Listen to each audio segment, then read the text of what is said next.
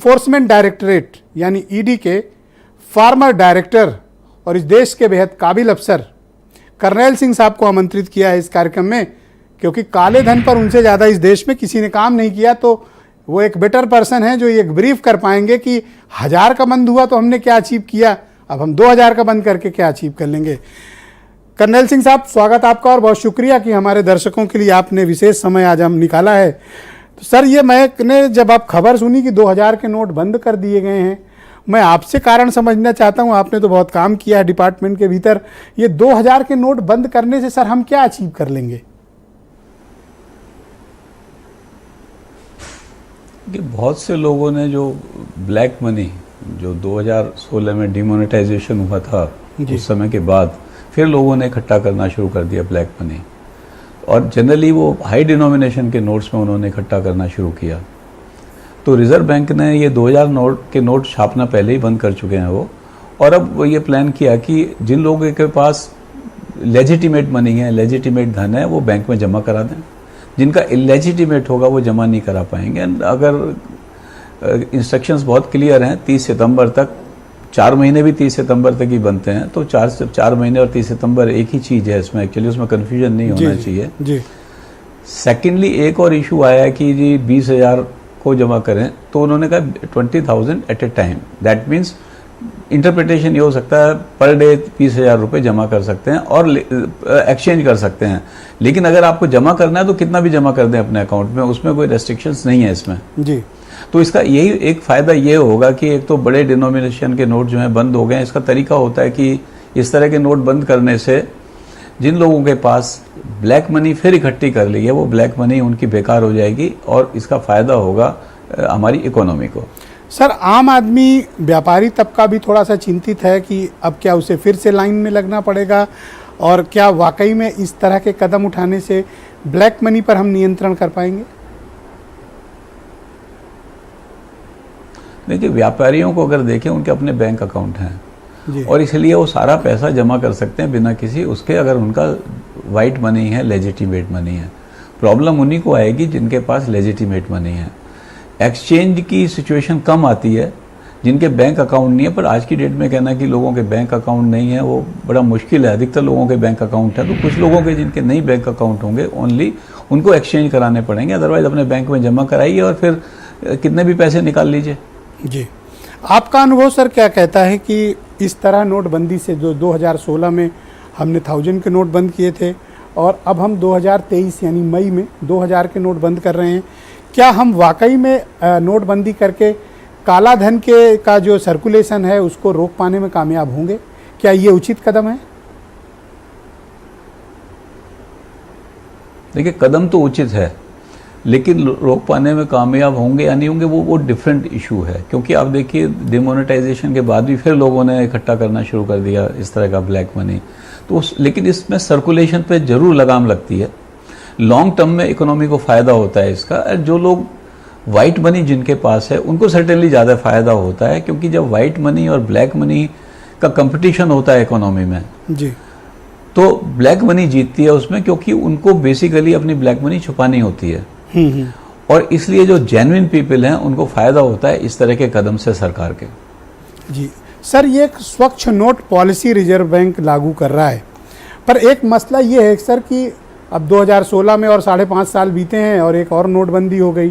थोड़ा करेंसी के प्रति लोगों में, उसकी क्रेडिबिलिटी पर लोगों के मन में प्रश्न उत्पन्न होते होंगे, तो इसका क्या इम्पैक्ट सोसाइटी पर और अर्थव्यवस्था पर पड़ता है?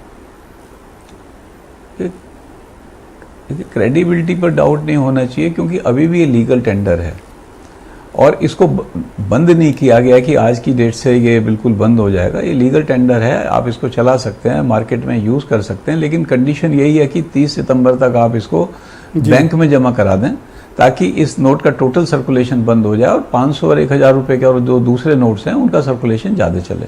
जी, इसका सर अर्थव्यवस्था पर आप कोई इम्पैक्ट इमीडिएट देखते हैं और लॉन्ग टर्म में देखते हैं कि इस तरह के कदम उठाने से क्या हम अपनी अर्थव्यवस्था को मजबूत कर पाएंगे, या हम उसे हिला रहे हैं, या हम उसे और मजबूत करने की कोशिश कर रहे हैं?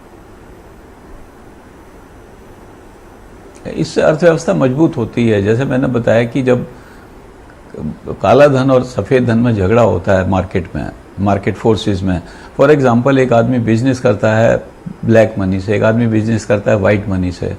तो ब्लैक मनी वाला जो बिजनेस कर रहा है उसका एम है इसका ओरिजिन कंसील किया जाए, वाइट मनी वाले का पर्पज है इनकम उससे जनरेट की जाए। तो इस लड़ाई में जो ब्लैक मनी वाला वो कम रेट पर चीज़ बेच सकता है। तो जो लोग लेजिटिमेट बिजनेस करते हैं उनको नुकसान होता है जिस कंट्री में ब्लैक मनी का सर्कुलेशन ज़्यादा होता है। तो सर्टेनली इससे आम लोगों को फ़ायदा होगा जो जेन्युइन बिजनेस कर रहे हैं, और कंट्री की इकोनॉमी स्ट्रेंथन होगी। जी, मनी लॉन्ड्रिंग रोकने का आपका जो अनुभव है वो बहुत बड़ा है। आपका अनुभव इस मामले में क्या कहता है कि क्या इस तरह नोटबंदी करने से हम ब्लैक मनी के सर्कुलेशन को वाकई में रोकने में कामयाब होंगे?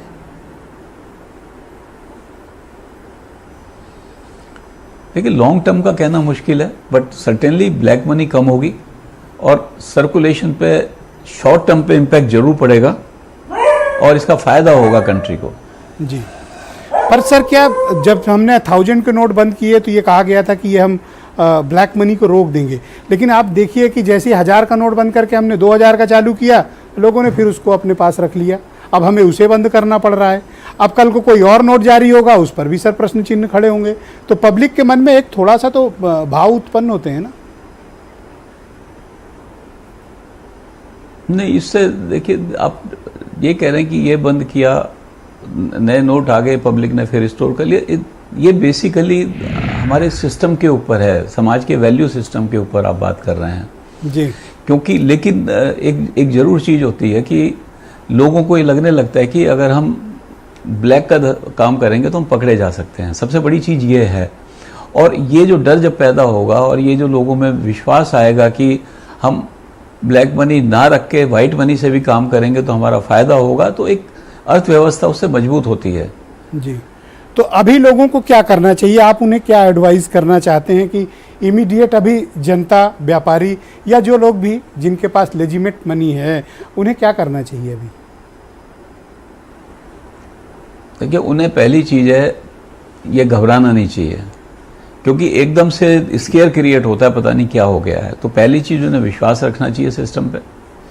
दूसरी चीज़, जिन लोगों के बैंक में अकाउंट हैं वो अपने बैंक अकाउंट में पैसे जमा करें। जी। जिनके नहीं, अगर वो एक्सचेंज करना चाहते हैं तो उसमें रेस्ट्रिक्शन जरूर है, 20,000 रुपये एट ए टाइम। जो डिफरेंट इंटरप्रिटेशन हो सकते हैं, ये इंटरप्रिटेशन भी हो सकता है कि आप बैंक में एक ही दिन में 10 बार जाओ, बट जनरल इंटरप्रिटेशन इसका ये होना चाहिए कि पर डे आप 20,000 रुपये बैंक से एक्सचेंज कर सकते हो। सर, सरकार और जिनके बैंक में अकाउंट है उनको कोई प्रॉब्लम नहीं, अपने पैसे 2,000 के रुपए नोट जमा कराएं और जितने मर्जी दूसरे नोट बैंक से निकाल लें अपना कैश जो है। सरकार और आरबीआई को थोड़ी अवेयरनेस पर और काम करने की ज़रूरत है, क्योंकि इस वक्त मैं देख रहा हूँ चारों तरफ से लोग सिर्फ सवाल कर रहे हैं। अभी और क्लैरिफिकेशन की ज़रूरत है सर। सी, एजुकेशन की आई कैन से ज़रूरत पड़ सकती है लोगों को, कि समझ आए कि ये कोई बहुत ऐसा स्टेप नहीं है जिससे उनको प्रॉब्लम आएगी। जो जेन्युइन लोग हैं, एक इस तरह की एजुकेशन देने की ज़रूरत है। वो आपके मीडिया के थ्रू भी हो सकती है। जो आपके मीडिया में आप जो स्पीकर बुलाते हैं, जो गवर्नमेंट के लोग हैं, वो भी एक्सप्लेन कर सकते हैं। बट फिर मैं अगेन दोबारा कह रहा हूँ कि किसी भी जेन्युइन आदमी को बिल्कुल घबराने की ज़रूरत नहीं है। काफ़ी सफिशिएंट टाइम है और अपने पूरे पैसे इवन एक साथ जमा करा सकते हैं। ये रेस्ट्रिक्शन नहीं है इसमें कि पैसे जमा कराने में कोई रेस्ट्रिक्शन है। अगर आप किसी का अकाउंट है, किसी व्यापारी का अकाउंट है, उसके बिजनेस का सर्टेनली अकाउंट होता है, उस अकाउंट में जो आप उसके पास जेन्युइन कैश है उसको जमा करने में दिक्कत नहीं है। जो नॉन जेन्युइन है, certainly that is a black money, और उसको नुकसान होगा। ऑलराइट सर, मुझे लगता है एजेंसीज का काम अब आने वाले समय में और बढ़ जाएगा।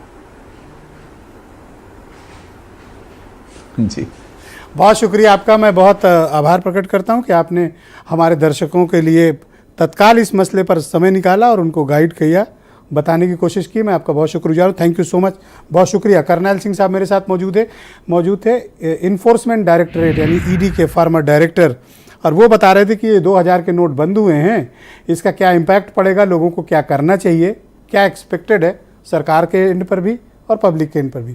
बहन भाइयों, इस पर चर्चा को हम आगे बढ़ाते हैं।